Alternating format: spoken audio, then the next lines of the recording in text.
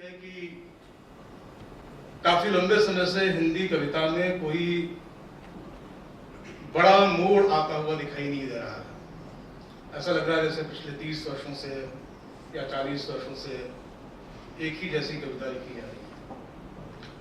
दूसरा ख्याल ये है कि ये एक बहुत सरलीकृत धारणा है और हो सकता है कि बहुत बड़े नाम सामने नहीं आए हैं, हमारे पास प्रसाद निराला जैसे व्यक्तित्व न आए हों, लेकिन जो कविता लिखी जा रही है वो नई दिशाओं की और नए रास्तों की खोज कर रही है।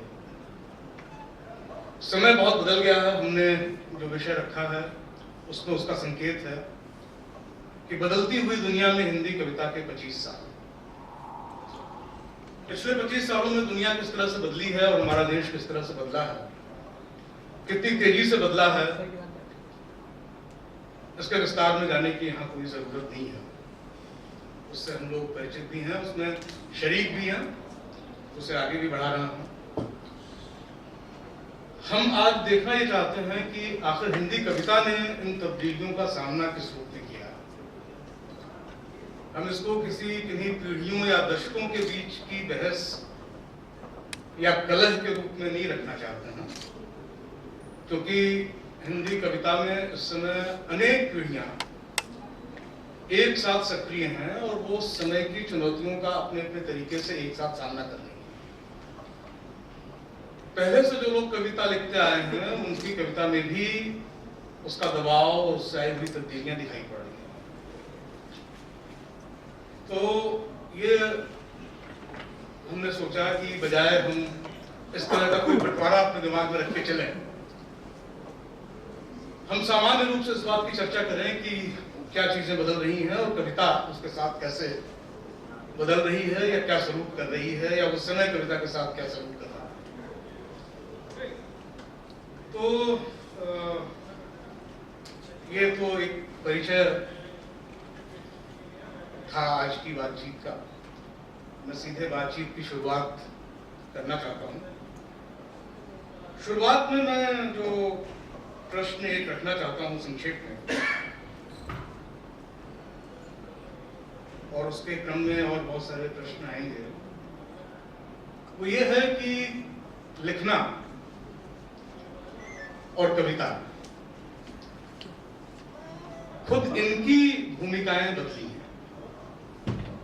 कविता बदली है अपने आप में, ये एक मसला है, लेकिन कविता की भूमिका क्या है, समाज में कविता करती क्या है, कविता से आज हमारा रिश्ता क्या है, उसमें भी कुछ परिवर्तन जरूर आया है।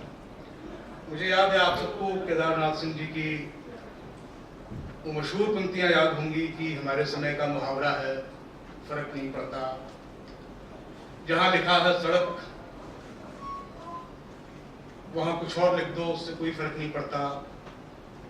या इनकी जैसे पंक्ति है कि ये जानते हुए कि लिखने से कुछ नहीं होगा, मैं लिखना चाहता हूं।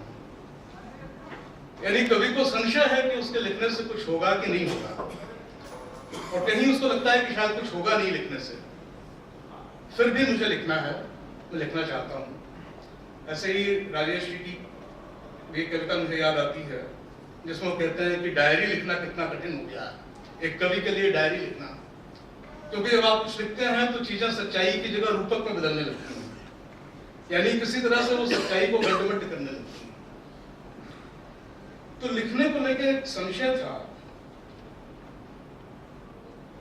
लेकिन इस दौर में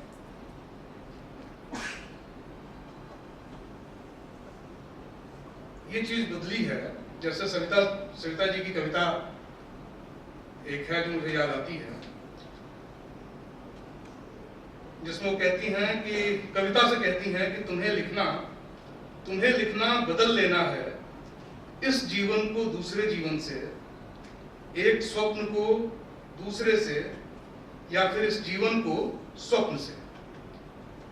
यानी सविता जी के मन में लिखने को लेकर संशय नहीं है, बल्कि एक विश्वास है कि लिखने भर से कुछ चीजें बदल जाएंगी, जीवन स्वप्न में बदल जाएगा, एक जीवन दूसरे जीवन में बदल जाएगा। तो मैं सबसे पहले केदारनाथ जी से ही ये प्रश्न पूछना चाहता हूं कि वे इस चीज को, लिखने के अर्थ को, कविता के अर्थ को क्या बदलते हुए देखते हैं, और देखते हैं तो किस रूप में देखते हैं।